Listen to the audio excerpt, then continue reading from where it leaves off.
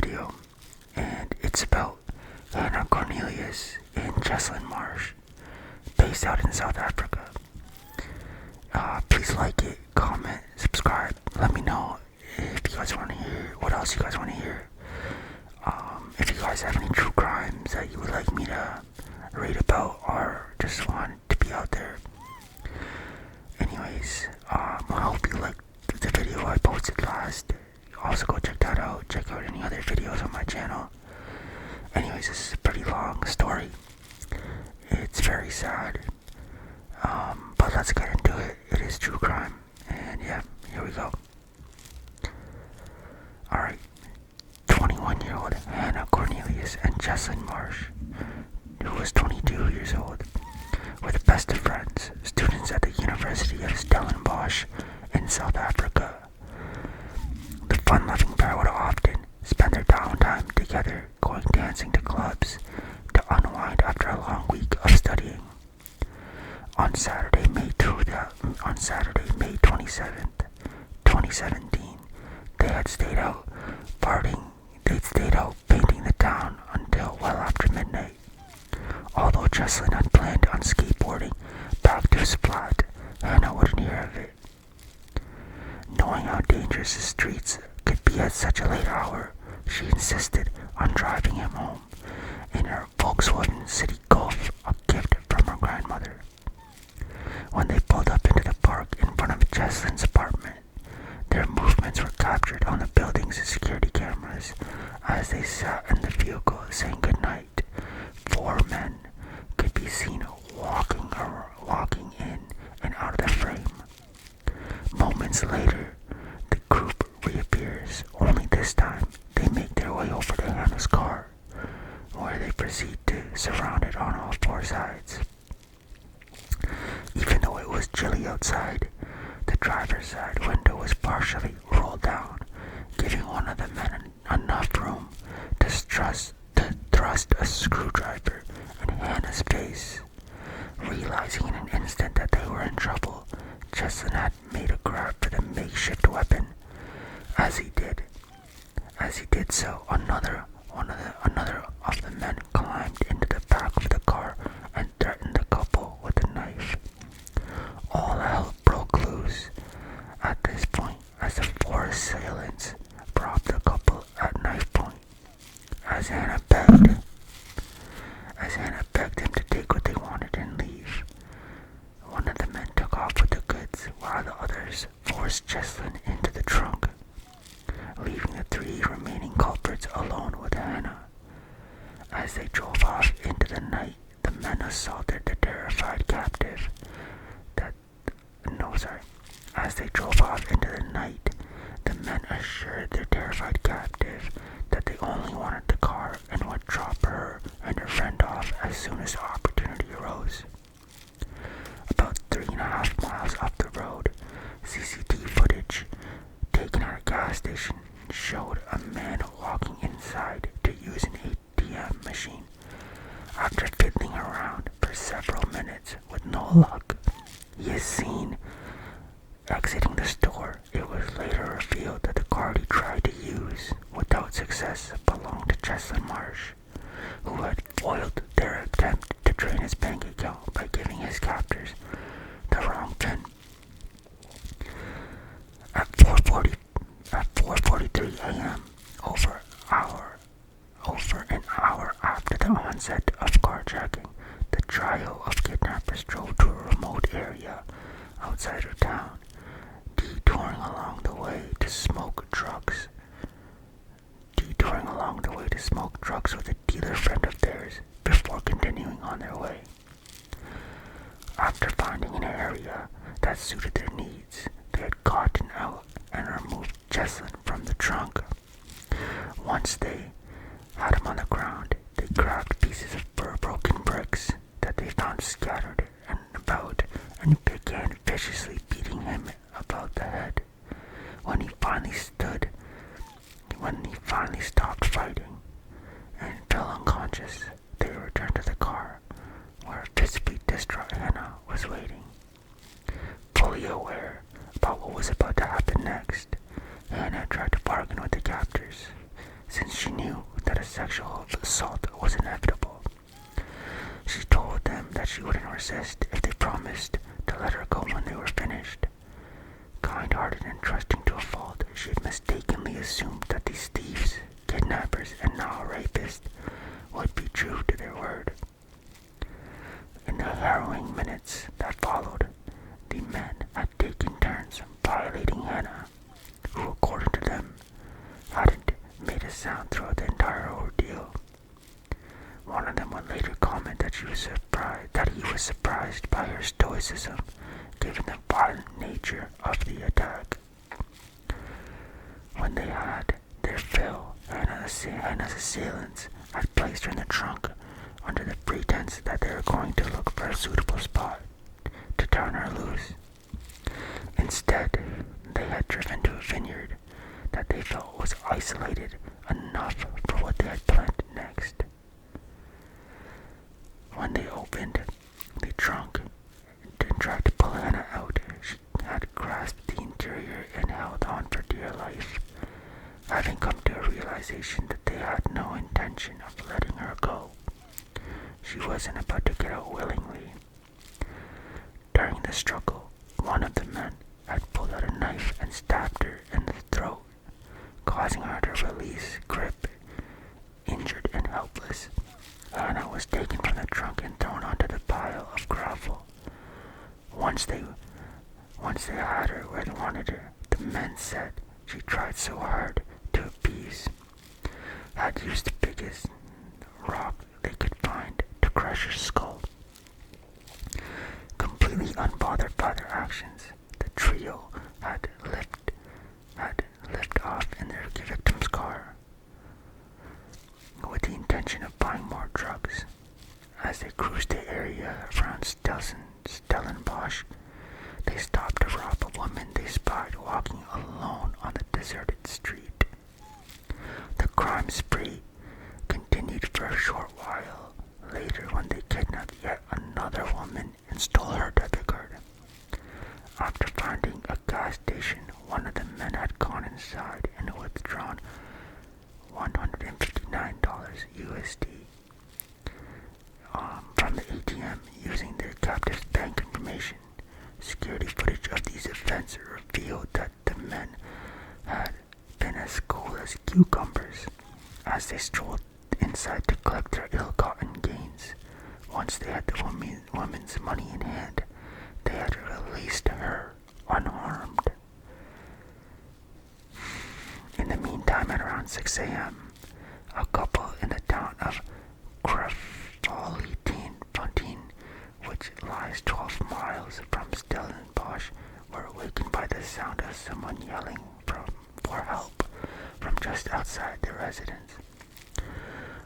When they ran to see what was going on, they found a battered and bloody young man who identified himself as Jesslyn Marsh, staggering in the middle of the road.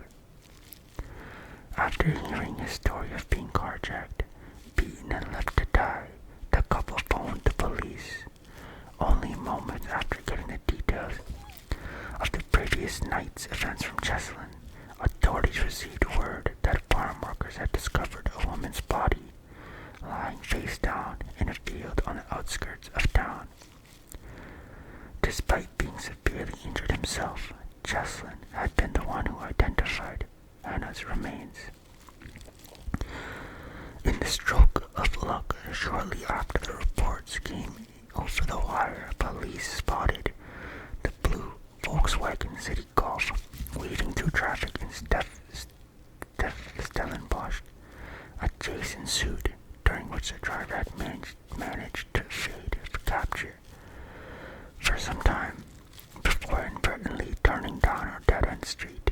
While he and his passenger could go no further, they jumped out and took off on foot, with the officers right on their heels. They hadn't gotten far before the officers tackled and placed them under arrest. The suspects were subsequently identified as 27-year-old Geraldo Parsons and 23-year-old Vernon Whitboy. Their accomplices, Nashville Julius, 29, and Eben Van Neerich, 28, were picked up later that morning at their respective residences.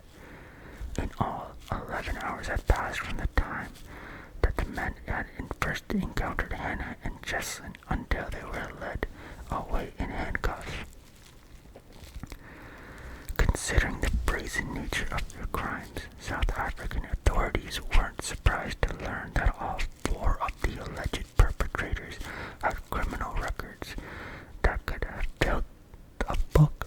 What's more, they were found to be members of the notorious Numbers prison gang, the most ruthless criminal organization in the country.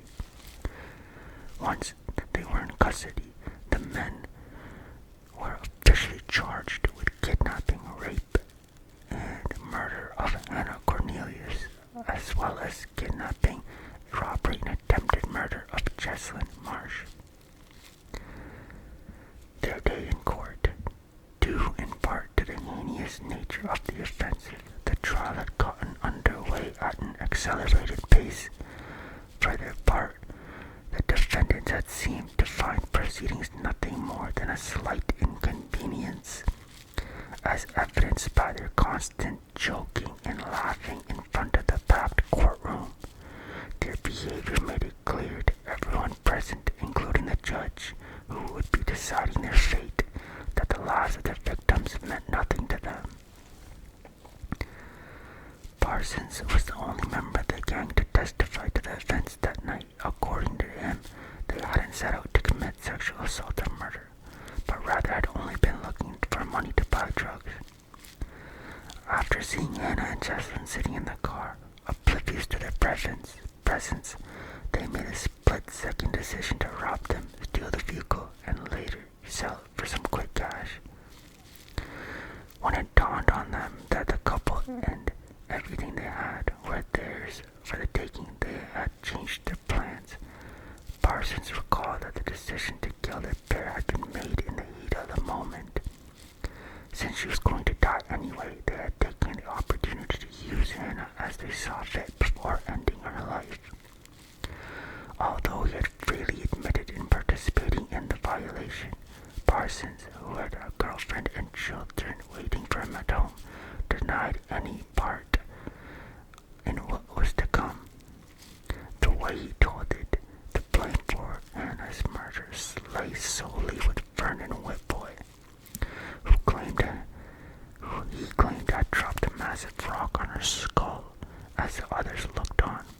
At the trial's conclusion, the 4 defendants were found guilty on all charges. Parsons, Whitboy, and Nykirk received life sentences with the possibility of parole after 25 years. Julius, who had left before the victims were taken to the second location, was ordered to serve 15 years behind bars. When the crowd jeered and taunted the defendants as they filed out of the courtroom following the verdict, Geraldo Parsons had shown his complete lack of impulse control by sticking his tongue out at specters like a petulant child. Absolutely disgusting. Jesslyn Marsh, who had lost the hearing in his left ear as a result of the attack, went on to graduate from college with honors. A proud husband and father, he had worked hard to risen above that fateful winter night when he and Hanna were set upon by monsters. Hanna's close-knit family recovered from her loss. A year after her daughter's death, Hanna's mother, Anna, got up one early morning and went for her usual swim in the ocean. On this occasion, however, she had walked into the water and just kept going. Her body was found later that afternoon. The cause of death was determined to be drowning. She was only 56 years old. William Cornelius, who had stated publicly that his entire family had died along with his daughter Hanna, succumbed to cancer in 2022. Her brother Andreas, who suffers from autism, resides in a facility where his special needs are seen to scene around the clock. It has been said that a single act of violence can claim countless lives with one fell swoop. This is especially true of the devastated families of murder victims. Their deaths just take longer to come to pass. Yeah, that was the case of Hanna Cornelius and Jessalyn Marsh. All in all, looking back, it is absolutely disgusting what has happened. But then when now you go back, it's like the gang was only after their money. Maybe if Jessalyn gave them the right number, would that violation, the murder of Hanna, would that have continued on, or would they have just left them at a deserted island? Those are like what ifs. You never know. Maybe Geraldo, he was just saying, oh, we only wanted the money just to make it worse. But in reality, you don't know their intentions in the heat of the moment, right? So honestly, you can't even blame Jessalyn for giving them the wrong codes, because you can't really trust a criminal who said, oh, we just wanted money and drugs and everything else was in the heat of the moment because he didn't give us the right pen. I don't trust it. But it's good to see that he has moved on with his life, Jessalyn, and became a father and husband. And he was able to graduate as well, even after this traumatic night. I feel very sorry for Hanna and her family. It's just her autistic brother that is left. Yeah, that is actually really sad. Sad ending for that side of the family. But the killer is absolutely disgusting. They were absolutely just numb to everything, the pain that they caused, and to even stick your tongue out once in the courtroom is absolutely disrespectful. But yeah, this case was something else, that's for sure. I'm glad that they solved it really quick and within 11 hours. That's the bright side about it only. But yeah, let me know what else you guys want to hear. What other true crimes, unsolved or solved, that is out there that you might know of. Leave a comment, like, subscribe. Thank you so much for watching, and I'll see you guys in the next video. Thank you.